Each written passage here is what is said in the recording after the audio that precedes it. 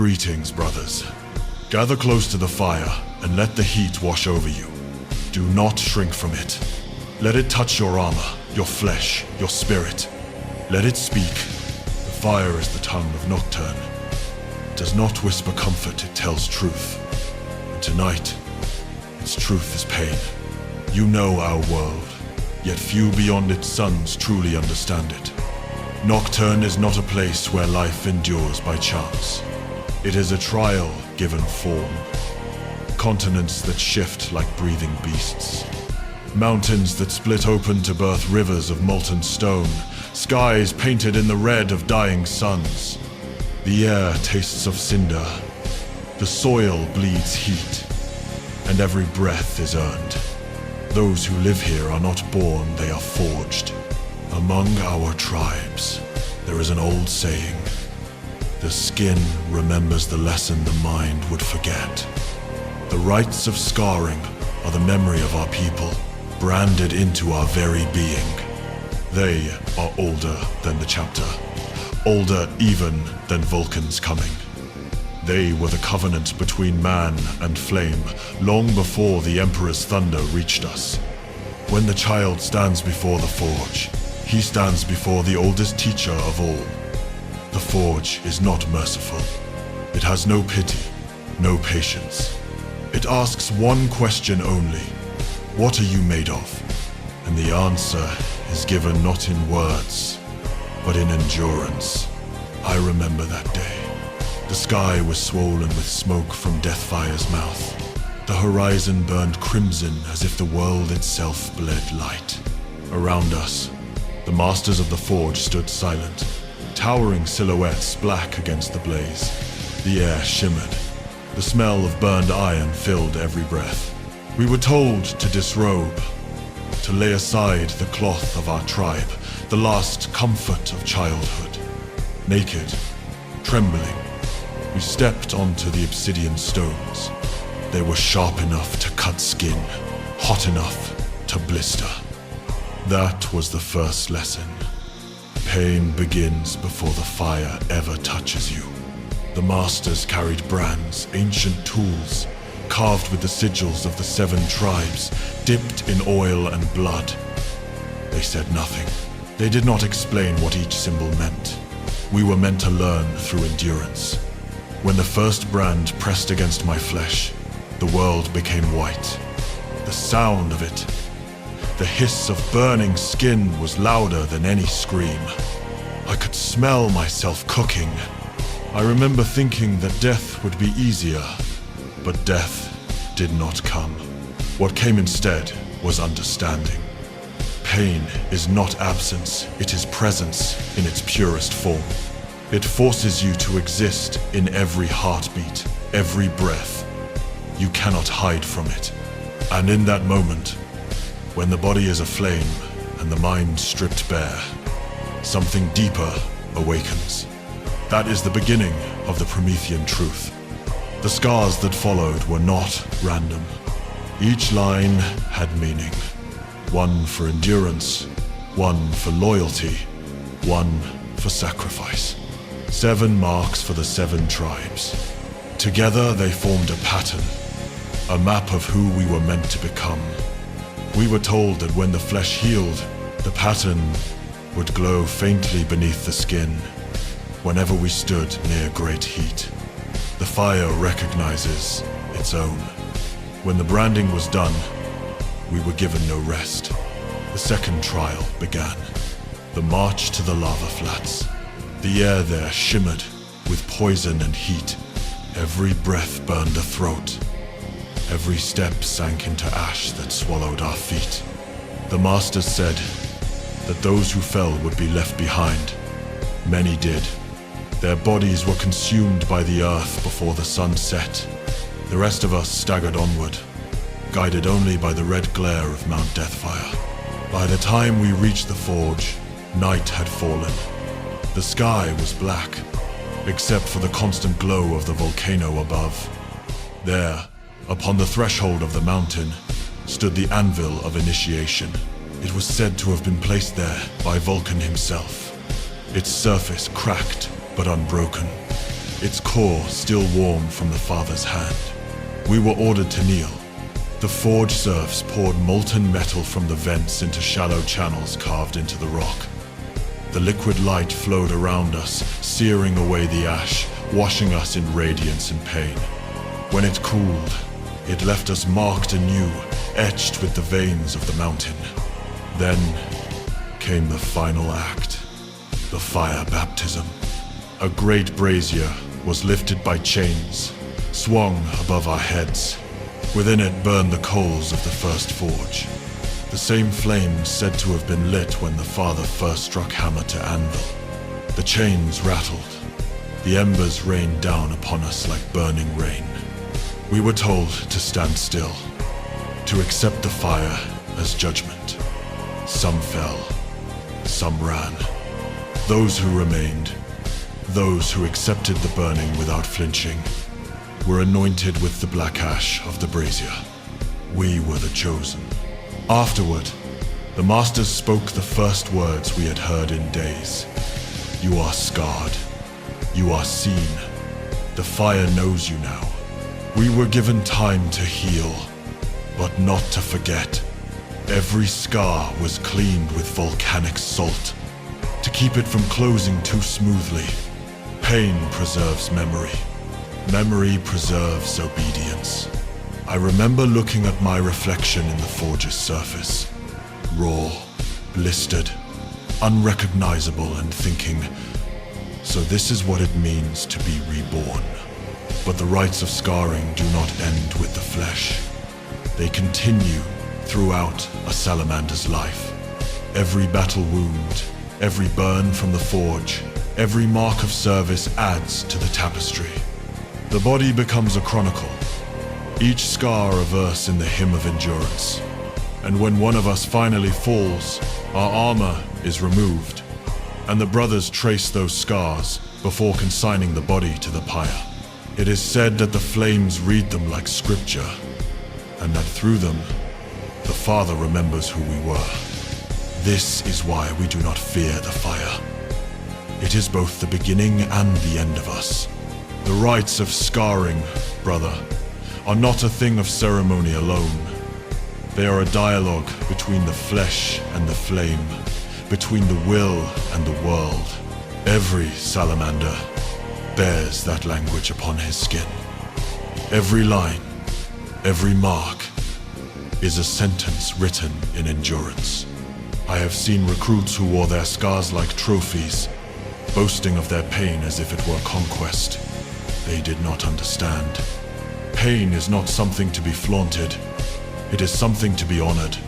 The fire does not care for pride. It only cares for truth.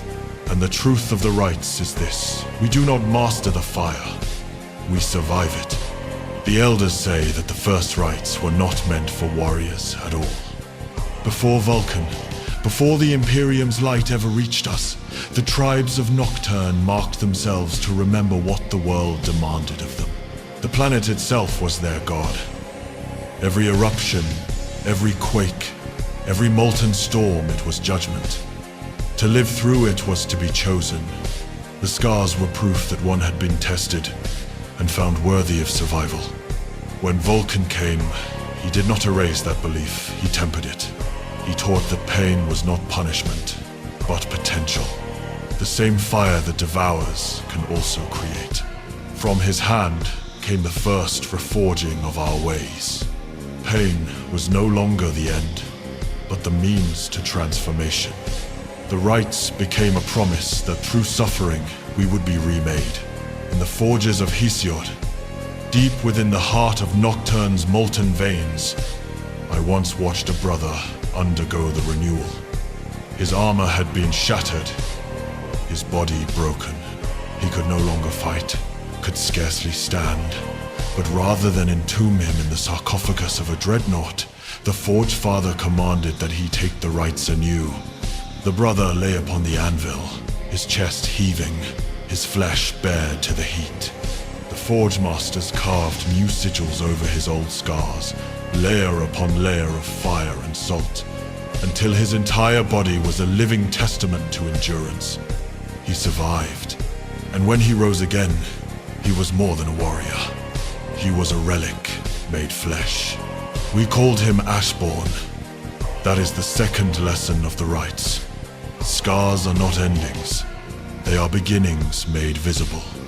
Even now, when I look upon my own hands, blackened and cracked by centuries at the forge, I see the echoes of that day. The pain has long faded, but the memory remains. And memory, brother, is sacred. It binds us to what came before, and what must come after. Many outside our chapter do not understand this reverence. They call us slow, sentimental, obsessed with ritual. They say we cling too tightly to the past. Let them. They do not know what it means to be Salamander, to carry a world's worth of pain and still choose compassion. The rites of scarring are not merely proof of endurance. They are a reminder of empathy. Each mark upon our flesh teaches us to feel, to remember what suffering costs, and why we must spare others from it. A salamander's strength is not born of fury or zeal. It is born of remembrance. The scars are our conscience. In the chapter's great halls, you will find the wall of flesh, not in bone or hide, but in remembrance. A mosaic carved in basalt, each tile representing a brother who has endured the rites. Their names are etched in high Nocturne script, illuminated by candles that never die. It is said that when the flames flicker, they whisper the stories of those long gone, the hiss of metal, the crack of the brand, the sound of hearts that refuse to break. The young stand there for hours, tracing the sigils, feeling the grooves beneath their gauntlets. They learn not from books, but from the memory of pain made eternal. Once, a young brother asked me why we do not let the scars fade. Why not heal them fully with our apothecary's art and the wonders of the Mechanicus? I told him this, because to forget is to grow weak. Nocturne forgives nothing. It remembers everything, and so must we. The third lesson, brother, is the hardest to accept. Scars do not make you invincible. They make you human. There is an old forge prayer we speak before the branding begins. It is not found in the Codex Astartes, nor written in any imperial text. It is ours alone. By flame we are bound. By flesh we are marked. By pain we are made. Fire within, fire without. Let it burn, and we shall endure. When the rites are done, and the skin has cooled, the initiate is wrapped in black silk and carried to the edge of the lava fields. There he kneels until dawn, staring into the molten sea. If the wind changes, the heat will blister his back anew. If he stands before sunrise, he fails. Those who endure see the dawn rise blood red through the smoke, and the light is said to ignite the marks upon their skin. For a heartbeat, their bodies glow as if filled with molten gold. It is the moment of awakening the fire, recognizing its child. Even centuries later, even after the transformation into a full brother of the chapter, the rites continue to shape us. We are reminded of them every time the forge burns too hot, every time we watch a brother fall in battle. The fire claims all things in time, but for the Salamanders, it never truly extinguishes. It merely changes form. In the quiet of the forge, when the world beyond is silent, I sometimes trace the lines upon my arm with the tip of my hammer. Each one sings differently beneath the metal. Some hum low, others spark faintly, alive with the memory of their making. The fire remembers, brother. It always remembers, brother. When flesh is burned, it screams. When it heals, it hardens. But when the soul is scarred, that is a silence far deeper than pain. The rites of scarring are not bound to the body alone. The flesh is merely the surface, the forge where the spirit is tempered. But the true fire, it burns within. It is the unseen wound that defines who we are. When the armor falls silent, I have seen brothers who wear 1,000 scars upon their skin, and yet remain untested within. Their fire flickers, bright but shallow, burning out quickly in the storm. And I have known others whose bodies remain unmarked, yet within them rages a storm that could melt adamantium. That is what the rites teach us, that strength without soul is ash in the wind. When we take the brand upon our flesh, we are not merely accepting pain, we are inviting remembrance. The scars speak to our hearts each time they ache, each time the heat of battle brings their memory alive again. And in those moments, we hear the same truth. Vulcan himself once spoke, "Endurance is not the absence of pain, it is the refusal to yield to it." There are those among us, the Flame Wardens, who have carried this teaching to its highest devotion. Their bodies are labyrinths of burns, each scar shaped by a vow. They believe that each mark carries not only memory, but spirit, that the pain of the rite invites the fire of Vulcan's soul into the vessel of man. I have stood beside them in the forges of Hesiod, where the air itself glows with heat and prayer. They kneel before the forge fires, whispering their vows as molten light dances across their skin. They do not flinch. They do not cry out. They only breathe, slow and steady, until the fire has marked its will upon them. And when they rise, brother, their eyes are no longer those of men. They burn like coals quenched in tears. Some say that the Flame Wardens are mad. Perhaps they are, but in their madness lies truth. For the soul must break before it is reborn. That is the fire's way. When we return from war, when the bolter's roar fades and the forge calls once more, we gather before the altars of flame. There, the chaplains of ash lead us in the litany of scars. It is a hymn older than the chapter, passed down in whispers from the first sons of Vulcan. We trace our wounds with charcoal, speak their names aloud, and give thanks for what they taught us. For every scar has a name, a lesson, a failure, a brother lost. We remember them all. There is no glory in forgetting. There is only fire, and the fire remembers. I remember my own scar of spirit, though it cannot be seen. It came upon the fields of Dravok, when our strike force fell into ambush. We fought for 3 days beneath a black sun. My squad was reduced to ash and screams. I watched Brother Tyel fall into molten glass, reaching out for me even as his armor melted away. I could not save him. The fire took him, and it left a mark in me deeper than any brand. 4 months after, I heard his voice in the flames. That was when I learned that scars do not end with healing. They live on, whispering, reminding. We are not meant to silence them, we are meant to listen. That is what it means to be Promethean. The flame within must never die, even when it hurts to carry. When the young ask me how to endure the rite, I tell them this: you do not endure it, you become it. To be a salamander is to be the flame given flesh.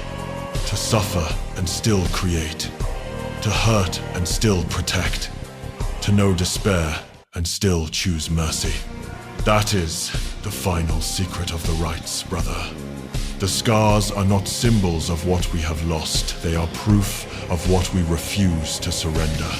Because every line upon our skin, every burn, every ache, it all leads to one truth: that the soul, like metal, grows stronger the more it is struck. And when the forge cools, when the embers fade, and silence returns, we stand reborn, harder, truer, and still burning. That is the spirit of the Salamanders. That is what it means to carry the fire, brother. No salamander bears his scars alone. The flame may test each of us in solitude, but we rise from that fire as one. That is the truest meaning of the rites. Not endurance, not transformation, but unity. On Nocturne, even before Vulcan's coming, the tribes learned early that survival was not a matter of strength, but of kinship. A man alone could not outlast the night storms or the wrath of the mountains. The fire devoured the solitary, but it spared the kindred. The forge does the same. It binds iron not by isolation, but by joining. And so it is with us. When the rites of scarring are performed, the brother does not walk into the fire alone. His kin stand with him. Around the forge they gather, helms removed, flesh bared to the heat. Each has endured it before, and each bears the memory still glowing in his flesh. They chant the words in low harmony, a sound that is less voice and more rumble, like the deep breath of Nocturne itself. It is a reminder that we are not singular warriors, but parts of a living flame. The chapter does not thrive on perfection, it thrives on compassion. The scars of one become the strength of all. I remember my own rite. I was young, proud, hungry for glory. I thought myself unbreakable. When the flames first touched my skin, I did not flinch. I thought that was victory. But the heat grew, and I faltered. The brand bit deeper, and my pride screamed louder than my flesh. I would have fallen had Brother Gaius not laid his hand upon my shoulder.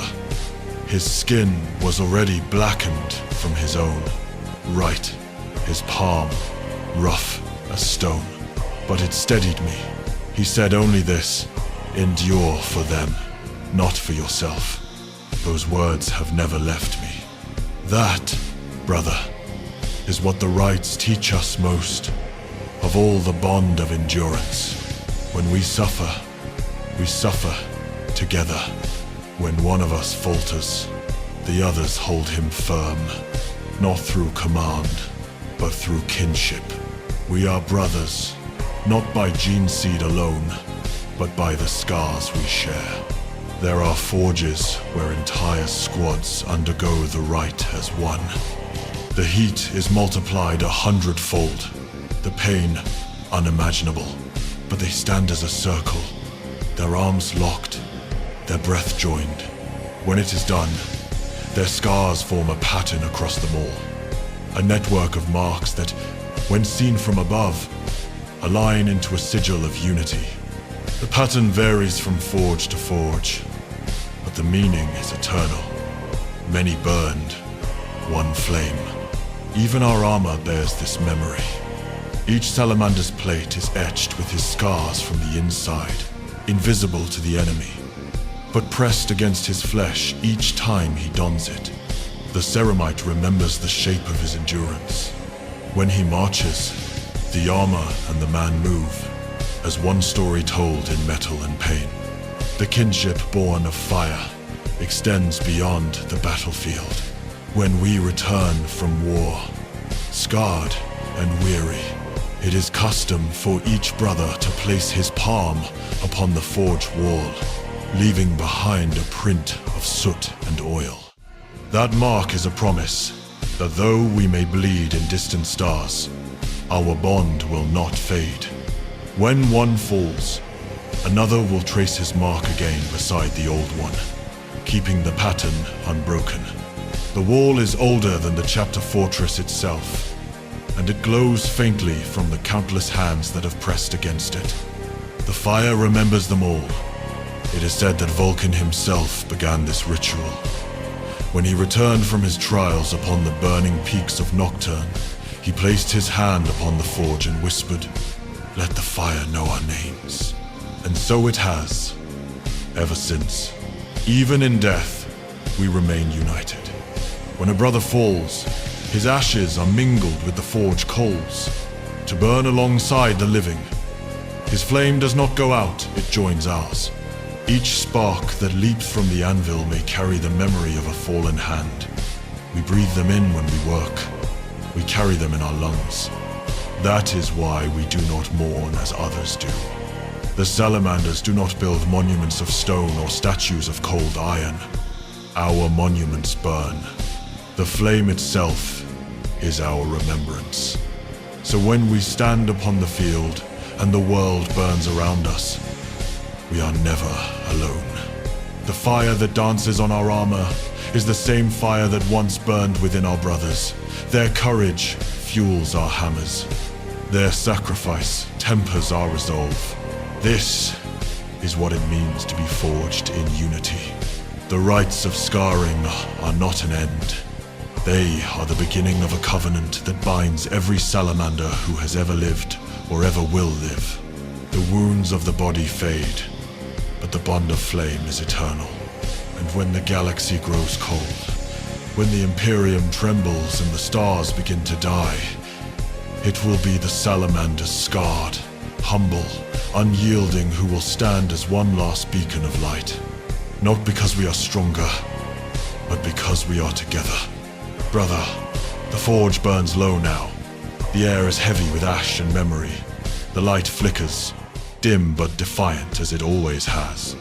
I can feel the weight of the centuries in my bones, and the scars upon my flesh pulse faintly, as if remembering the touch of the flame that made them. There are moments rare, quiet moments when I wonder how many of us the fire has claimed. How many brothers stood where you stand now, feeling the same heat, whispering the same vows. How many gave their last breath upon an anvil, believing that somewhere, somehow, Vulcan was watching. I think all of them. For the fire is never silent. It speaks in ways no ear can hear. It hums through the stones of the forge, through the iron of our hearts, through the blood that still glows faintly beneath the skin. And what it says is simple, eternal, unchanging. Endure. That word, brother, has carried our chapter through 10,000 years of darkness. We have seen the rise and fall of empires. We have watched the stars themselves fade. We have faced gods of iron, daemons of shadow, and men who have forgotten what it means to be human. Yet through it all, through betrayal, through grief, through endless war, the salamanders endure. Why? Because our faith is not in victory. It is not in the Emperor's throne, nor in the cold machinery of survival. Our faith is in the fire, and the fire, unlike the stars, never dies. The rites of scarring, the Promethean creed, the forges of Hesiod and Mount Deathfire, they are all reflections of that truth. We are not weapons forged by chance. We are the memory of Vulcan made flesh, the echo of his compassion carried through millennia of war. Every scar is his voice speaking again. Every flame we tend is his promise renewed. And though he has been gone longer than any mortal mind can fathom, we do not despair. Because we know the truth, that others fear to speak, that Vulcan is not gone. He cannot be gone. He lives wherever the fire endures. He lives in every forge, in every act of mercy, in every soul that chooses to build rather than destroy. He is the warmth in the cold void, the light that does not ask for praise, only purpose. That, brother, is the secret of the eternal fire. It is not the blaze of conquest or the pyre of vengeance. It is the quiet flame that refuses to die, no matter how the void claws at it. It is the spark that dwells in all of us, mortal and immortal alike, waiting to be fed with courage, compassion, and the will to keep creating. I have seen that fire take many forms. I saw it in the eyes of an orphaned child we saved from the ruins of Arcanis. She lit a candle for her family every night until the day she died. I saw it in the heart of Brother Teal, who stood alone against an entire host of heretics so that others might live. I saw it in the trembling hands of an old forge master who, with his last breath, quenched a blade in his own blood so it would never be used unjustly. All of them bore the same mark, not of the flesh, but of the spirit, the mark of the fire that endures. And when my own time comes, when my hammer grows still, and my forge grows cold, I will not fear. I will lay my hand upon the anvil one final time, and whisper the words that have carried me through every battle, every pain, every doubt. Through the fire we are made. Remember them, brother. Speak them when the dark grows heavy, when you feel the cold creeping into your soul. Speak them again. The fire will answer. It always does. For we are not merely the sons of Vulcan, we are his memory, his legacy, his unending flame. One day, when all this is dust, when the stars themselves have burned to embers, there will still be one light left in the universe. Small, stubborn, and unyielding. It will be the fire we carried, the flame that no darkness could consume. That is our purpose. That is our burden. That is our gift. So hold it close, brother. Keep it burning. Forge with it, fight with it, heal with it. Let it scar you, shape you, remind you of what you are and what you must become. And when the void whispers its cold lies, when it tells you the fire has gone out, smile and answer softly, no, the fire endures. And so it shall. Go now, brother. Return to the forge. The flame waits, patient and knowing.